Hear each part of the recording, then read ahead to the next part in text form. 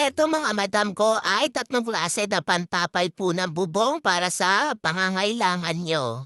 Ito po ay 35 pesos, ayan, medium size. Ayan, 35 pesos po.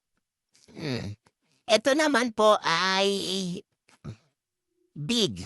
Ayan, ito po ay big. Ayan, ha. Ang maliit po, itong maliit po, 35. Ito pong big, 50 pesos. Ito po ang isa jumbo.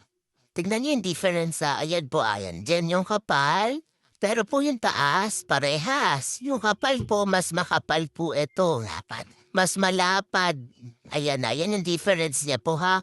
Ito po ay 75 pesos. Ayan, 75 po ha. Ito, 35. Small 35, medium.